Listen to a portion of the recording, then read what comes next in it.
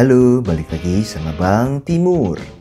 Di video kali ini kita bakal bahas komik superhero unik terbitan Reon Comics yang kekuatannya dari sumber tak terduga. Kali ini gue bakal bahas komik Galau Man volume 1 sampai 2. Seperti biasa, gue akan ulas komik ini dari sisi profil komik, cerita, gambar dan teks, serta kesan keseluruhan.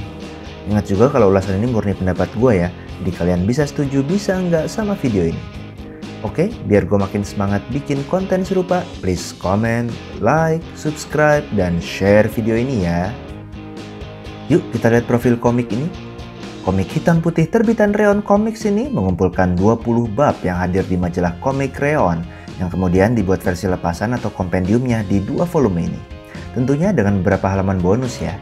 Kedua komik ini merupakan karya Okto Baringbing di sisi cerita, serta Ino Septian di aspek ilustrasi.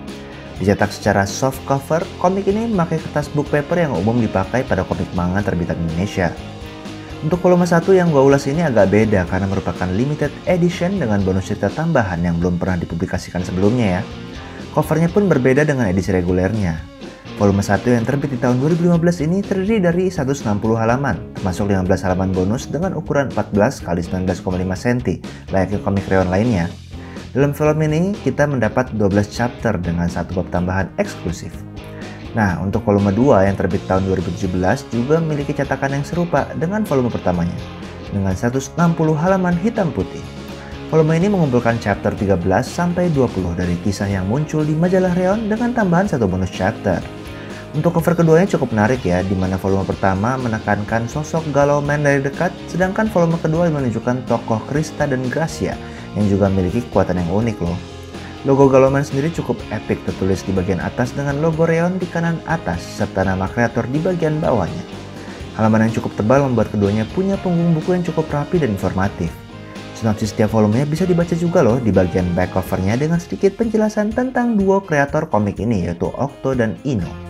Komik ini diberi rating remaja loh, mungkin karena adegan aksinya ya, walaupun sebenarnya nggak terlalu gimana banget juga sih. Sayangnya sampai saat ini belum terbit lagi nih lanjutan komik ini di versi lepasannya, jadi harus ngikutin ceritanya di majalah Reon. Gimana? Udah mulai penasaran sama konten komiknya? Yuk kita masuk ke bagian berikutnya. Kita masuk ke bagian ceritanya ya. Komik ini nyeritain kisah sang tokoh utama bernama Gabriel Lauren yang galau setelah ditolak cewek yang dia taksir. Tapi anehnya, dia justru mendapat kekuatan untuk berubah menjadi sosok super Galau Man. Karena kegalauan adalah sumber kekuatannya, setiap mau berubah dia harus ngerasa galau dengan cara ditolak oleh cewek di dekatnya. Sungguh tidak praktis, tapi unik banget sih kalau menurut gua. Cerita di komik ini disampaikan dengan cukup runut ya pada 2 volumenya. Mulai dari awal Gabriel dapat kekuatan untuk jadi Galau Man, dilanjutin pertemuannya dengan musuh pertamanya Alex Murray, yang lanjut lagi ke musuh berikutnya Foris, duo Krista dan Gracia, sampai Yuri yang ternyata semuanya berkaitan dengan suatu kelompok rahasia. Okto pun berusaha meninggalkan satu informasi penting mengenai apa sebenarnya kekuatan galau ini, yang semakin lama semakin terkuak dan disebut sebagai kekuatan karunia.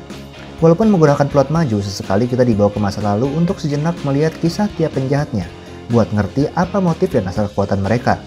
Sekedar petunjuk nih, semuanya berhubungan dengan ragam bentuk kegalauan.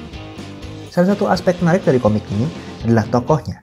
Bahkan entah kenapa gue ngerasa kisah penjahatnya yang tergabung dalam kakak atau kelompok karunia ini lebih menarik dibandingkan Galau Man sebagai tokoh utama, yang motivasinya menurut gue cukup generik untuk menghentikan orang lain yang dikaruniai kekuatan galau tapi menyalahgunakannya buat berbuat jahat.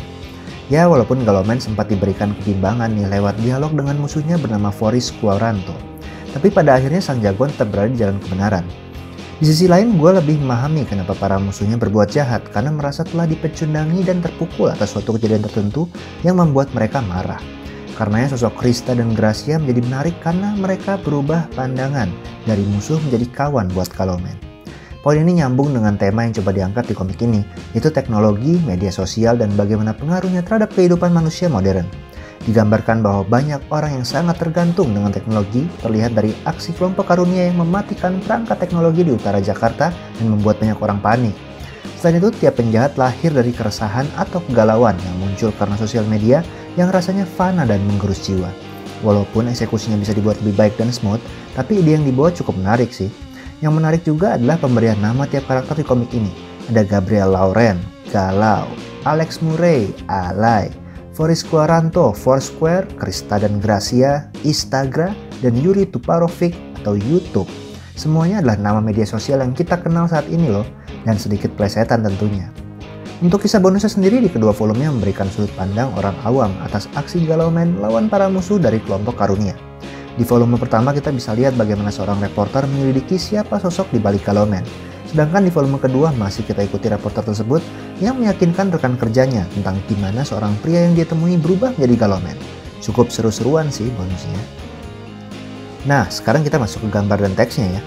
Menurut gua bagian ini jadi nilai lebih dari komik Galaumen. Walaupun cukup terinspirasi gaya manga, tapi aspek gambar di komik ini digarap dengan sangat serius. Mulai dari outline yang halus, didukung oleh teknik toning yang cukup banyak muncul menambahkan dimensi di komik hitam putih ini. Backgroundnya pun mengisi kekosongan dengan baik walaupun sesekali menggunakan arsiran kasar, tapi tetap dibuat dengan bentuk yang cukup solid. Untuk adegan aksinya sendiri cukup memukau ya, menggunakan banyak garis aksi, Ino sang ilustrator juga pandai menggambarkan gerakan dan nampaknya menguasai penyampaian anatomi sehingga tiap gerakannya terasa gesit. Hal ini didukung dengan penataan panel yang sangat apik dan berhasil membawa pembaca untuk masuk ke tempo yang lebih cepat di adegan aksinya. Karenanya ini mengingatkan gue sama genre tokusatsu Jepang yang full action kayak Kamen Rider gitu. Jagoannya bisa berubah wujud juga lagi kan. Bicara tentang tokusatsu, desain karakternya sendiri punya nuansa seperti itu. Galaumen memiliki kostum yang terinspirasi dari orang galau yang menangis dengan air mata mengalir deras, serta ikon hati yang terbelah, bahkan menjadi senjata semacam sabit. Semuanya dibalut dengan warna paduan ungu, magenta, dan paduan kuning serta hitam, membuatnya lebih unyu tapi tetap maco. Kostum Alignment berkembang dengan baik sepanjang dua volumenya, tentunya mengandalkan burung besinya. Lalu Foursquare dan YouTube membawa kesan futuristik yang cocok banget sama media sosial yang mereka representasikan. Mungkin yang agak beda ya duo Instagram dengan baju pramukanya ya, tapi tetap mudah diingat sih bagi para pembaca. Untuk teks pada balon dan kata-kata cukup standar, jelas dibaca dengan penempatan dialog yang tidak mengganggu dengan komposisi gambar lebih dominan dibanding teksnya. Yang cukup menarik adalah penggunaan editing digital buat nunjukin interface aplikasi medsos beserta teksnya serta gimana medsos itu mempengaruhi cerita para karakternya. Kita juga bisa menemui efek suara yang cukup beragam di komik ini. Walaupun bawa tema yang cukup menarik, tapi rasanya penggunaan bahasa serta pilihan dialog yang akhirnya berhubungan dengan pilihan momen cerita berpotensi untuk dikembangkan lebih baik ya, biar bisa membawa para pembacanya memahami kegalauan karakter di komik ini. Walaupun bahasa yang digunakan cenderung tidak terlalu kaku, tapi tetap sekali ada yang terasa kurang pas. Walaupun begitu, kembali lagi bisa gue katakan, Galaumen merupakan salah satu komik aksi yang seru untuk diikuti didukung oleh aspek ilustrasinya. Jadi, gimana kesan gue komik ini? Lewat aksi yang seru yang digambarin secara dinamis dengan gaya manganya, Galaumen menawarkan kisah superhero yang cukup beda melawan berbagai musuh yang gak kalah uniknya. Terlebih, tema ceritanya yang berusaha menyentil media sosial yang membuat generasi modern sekarang menjadi lebih galau ini terasa cukup segar. Rasanya buat kalian yang senang dengan kisah tokusatsu, komik ini juga bakalan klop banget sih. Secara umum, Galaumen menjadi alternatif kisah jagoan yang banyak muncul di dunia komik Indonesia. Oke, mungkin itu dulu dari gua. Jangan lupa untuk tetap baca dan dukung terus komik Indonesia yang pastinya nggak kalah seru sama komik internasional ya. Sampai ketemu di video berikutnya. Cus!